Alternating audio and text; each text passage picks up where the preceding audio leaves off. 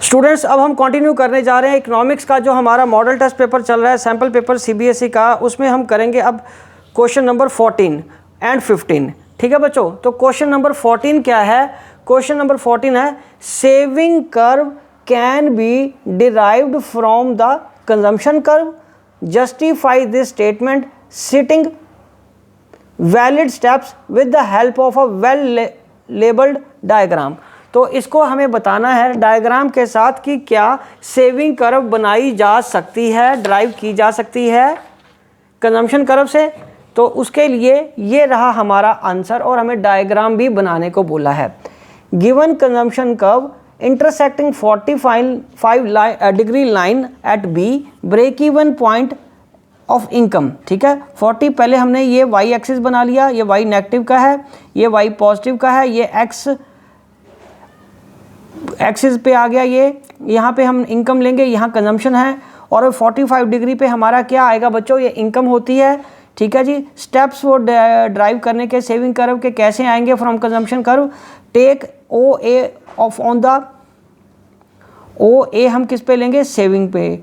ठीक है जी, intercept on Y axis equal to A C पे उसको यहाँ तक लेके जाएंगे।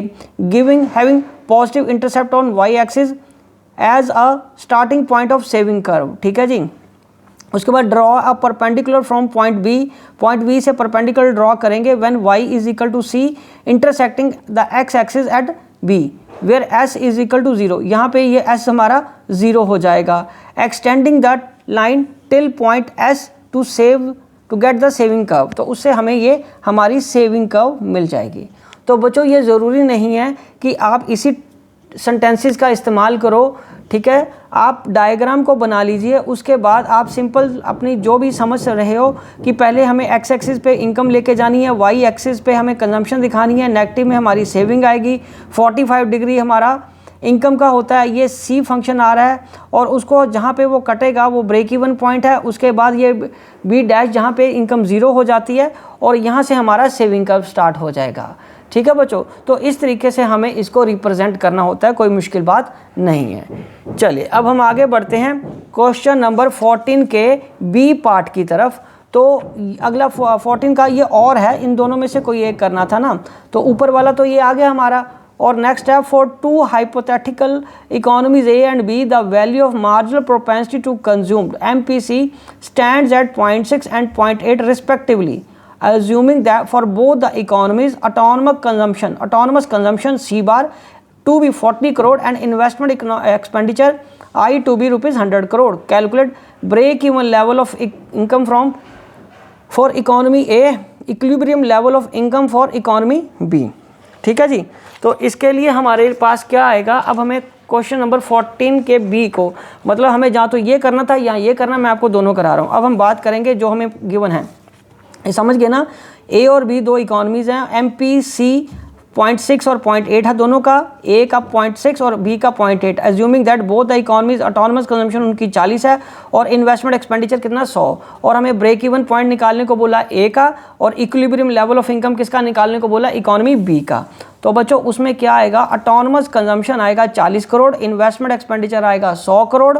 For economy A marginal propensity to consume 0.6, for economy B marginal propensity to consume 0.8।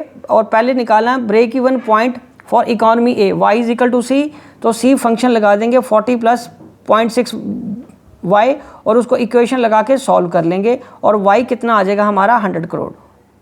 ठीक है जी, उसके बाद हम बात करेंगे equilibrium level of income for economy B, Y is equal to C plus I. Y is equal to C का function लग जाएगा उसका C bar plus MPC into Y plus I. तो ये सारी फिगर्स हम सी बार की यहाँ भर दी 0.8 क्योंकि इकोनॉमी बी का 0.8 है। ठीक है ये, और वाई हमें कैलकुलेट करना है और ये 100 आ जाएगा। तो अब इसको कैलकुलेट करके हमने क्या फाइंड कर लिया? इनकम। तो बी की इनकम कितनी आई है? 700 करोड़ और ए का ब्रेक इवन पॉइंट इनकम कितना आ रहा है? 100 करोड़। तो ये हमारे पास फिगर्स गिवन है। बहुत सिंपल क्वेश्चन है, वो आपको देखने में ही शायद ऐसा लग रहा है क्योंकि इस तरीके के क्वेश्चन नहीं आपने अभी तक अटेम्प्ट किए होंगे। तो एक बार ये करके देखिए, कुछ नहीं है बच्चों, दोनों चीज इकोनॉमीज़ का अलग अलग हमें कैलकुलेट करना है। उसने जानबूझ के आपको कंफ्यूज किया है कि दोनों इकोनॉमीज़ के जो दो अलग अलग पॉइंट्स है उसने एक ही क्वेश्चन में डाल दिए, जबकि वो पार्ट 1 अलग कैलकुलेट करना है, पार्ट बी अलग करना है। पार्ट ए की मतलब ए इकोनॉमी की फिगर्स का बी इकोनॉमी की फिगर्स के साथ कोई लेना देना नहीं है, इसलिए आप उसको सॉल्व ईजिली कर सकते हो। ठीक है बच्चों, फॉर्मूला वही लगेगा हर बार। ठीक है जी, चलिए अब हम आगे बढ़ते हैं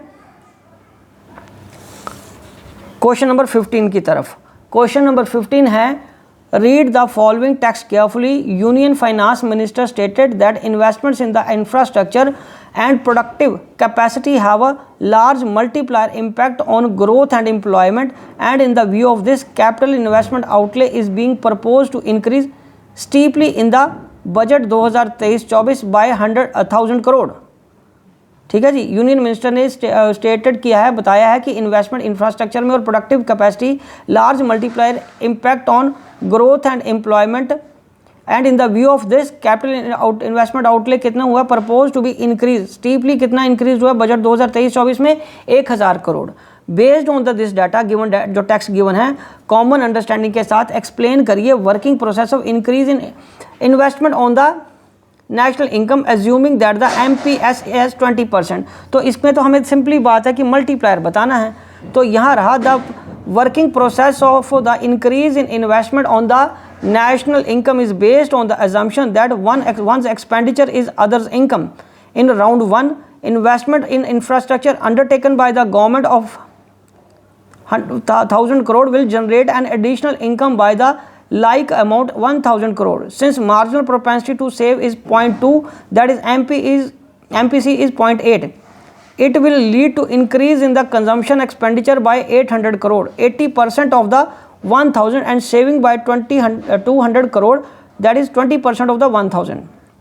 As one's expenditure is another's income, and increase in consumption expenditure, इससे रिजल्ट क्या आएगा, increase in income होगी by 800 crore in the subsequent round। ठीक है, तो वो आगे चलता जाएगा, क्योंकि MPC हमारा MPS कितना हमारा 0.2 और MPS उसके हिसाब से कितना आ जाएगा, हिसाब से 0.8, और 1000 हमारी अगर इनकम है तो 800 हमारा इन्वेस्टमेंट आ जाएगा और 200 करोड़ पे हमारी सेविंग आ जाएगी। तो as once expenditure is another's income and increase in expenditure consumption expenditure result in the increase in the income by 800 crore in the subsequent round. This process continue till the sum of change in the saving income equal to change in the investment। Round 1 में 1000 है, 1000 को increase in consumption 800 आया और बाकी बच गया saving.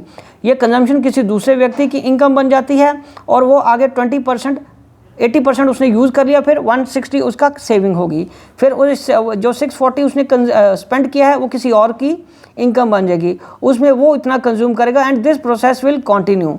तो investment multiplier का फॉर्मूला इसमें आएगा 1/1 माइनस MPC, और जो कट के आ जाएगा 5। So thus the above schedule indicate that an increase in the investment of delta I, change in, जिसको चेंज इन इन्वेस्टमेंट बोलते हैं, of rupees 1000 crore leads to total increase in the national income by 5000 crore, which is 5 time the increase in the investment. ठीक है बच्चों, क्योंकि वो 5 time जाएगी आगे। राइट स्टूडेंट्स, तो चलिए ये 2 क्वेश्चंस यहाँ तक इसको आप समझिए अभी, उसके बाद मैं अगले क्वेश्चंस जो 6 मार्क्स वाले हैं वो नेक्स्ट वीडियो में कराऊंगा। Wishing you good luck.